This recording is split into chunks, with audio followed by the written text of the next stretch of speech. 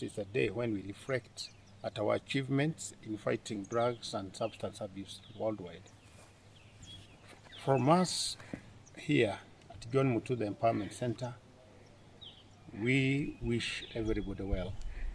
And I want to start by calling an end to pretense by the people who are supposed to be taking charge and ensuring that nobody is suffering or induced to this kind of suffering.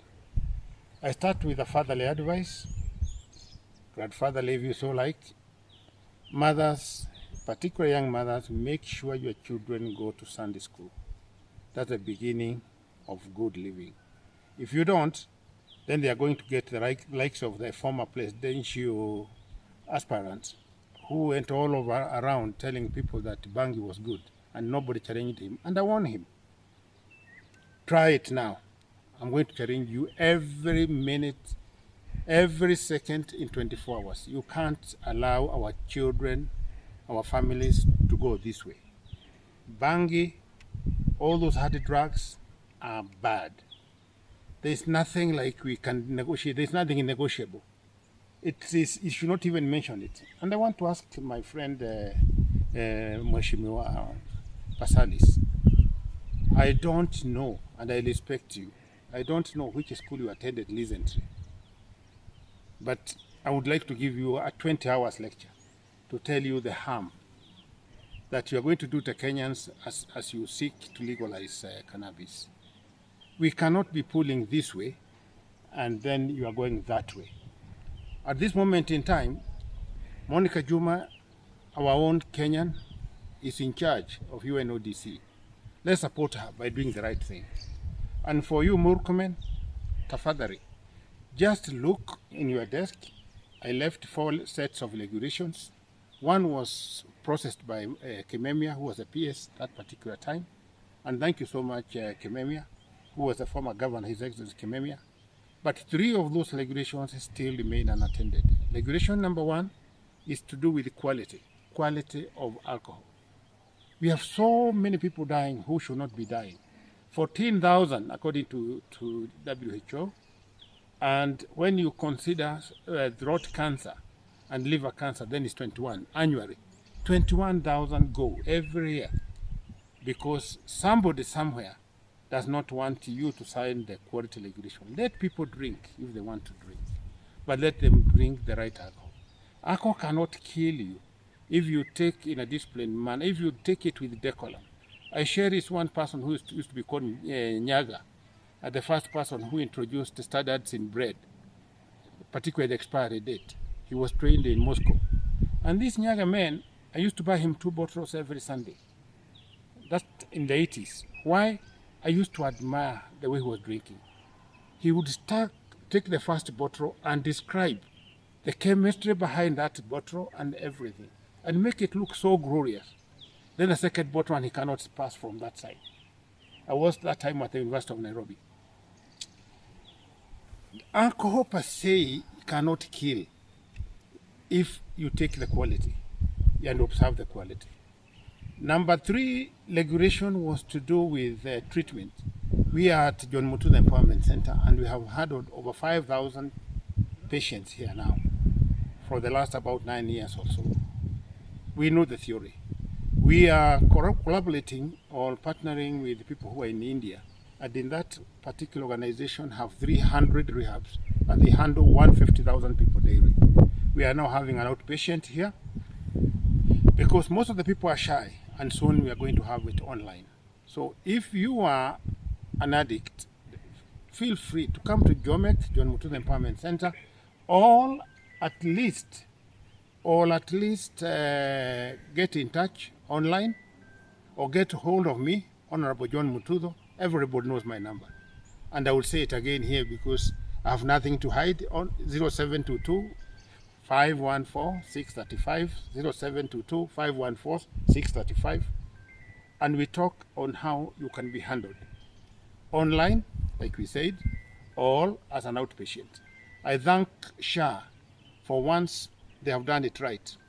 They are sponsoring all the civil servants and all the teachers 100% to selected rehabs.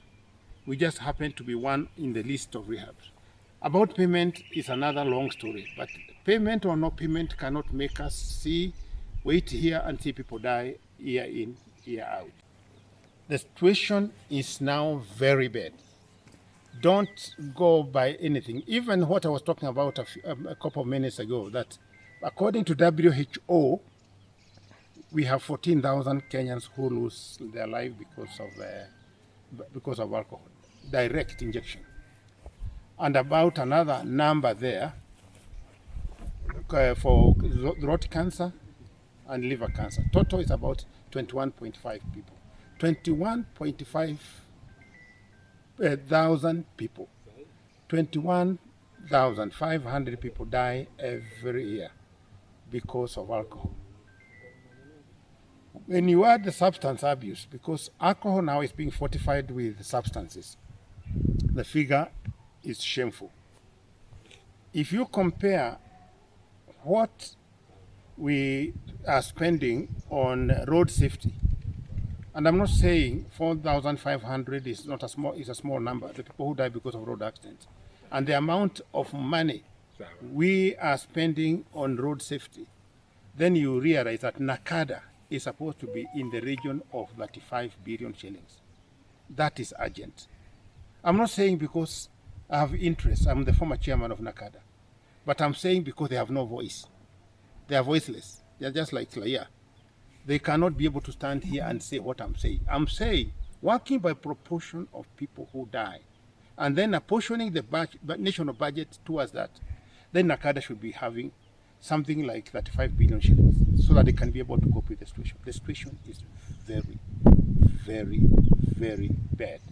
You saw this idiot who came from Russia the other time and was giving people water, some juice, and then they made the world believe that our women are like he describes them. I want to tell Kenyans, I was a senior citizen, a very senior person in this community, our women are solid. What they didn't tell you is that there's a small drug which is water soluble and which is taste-free, is what he was using. So when you are accepting, if you are a lady and you're accepting water from a stranger or a glass of juice, or even that handshake, be very careful. It will impair your brain and the way your brain functions as a lady. Finally, is enforcement.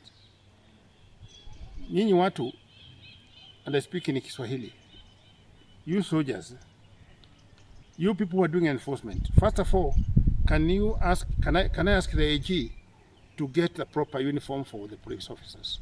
Police, National Police Service is not an authority. It is not supposed there to intimidate people. Let them keep that battle fatigue in their barracks or wherever they are and wear nice police uniforms, neat police uniforms, and let them be civil. Let them reason to us. I don't see why you need about 20 men to come and lift somebody to a lorry so that you are arresting. I don't know what is hard. I've negotiated with people even in Mkuru kwa Ruben. Those drug people, you just need to speak your mind and say, hey, hairuhusiwi, and these things are going to be like this. There must be a voice of reason, honestly. And if you must wear those combat things, then go to the military, the KDF, and ask them how operations are conducted. There is only one commander. There's only one person giving instructions. That place is like a madhouse where when you're acting, even people who want to obey your instructions cannot be able to obey because everybody is issuing orders and directives. This is Kenya 2026. Next year we have elections. Let our elections not of electing people who are of that caliber, but people with the decorum, people who are going to consider that the most important thing you have to do is to preserve life at what cost, and stop scaring our children, our wives, our relatives, our people going to work and doing their own thing. Don't scare them. Just speak it out. If a doctor is going to attend a maternity case, which they started yesterday, then now you're blocking them at the roadblock because there is Gen Z. Please consider also, even the unborn has rights. And I'm calling for severity. I'm calling for a voice of reason. My name is Honorable John Mututho.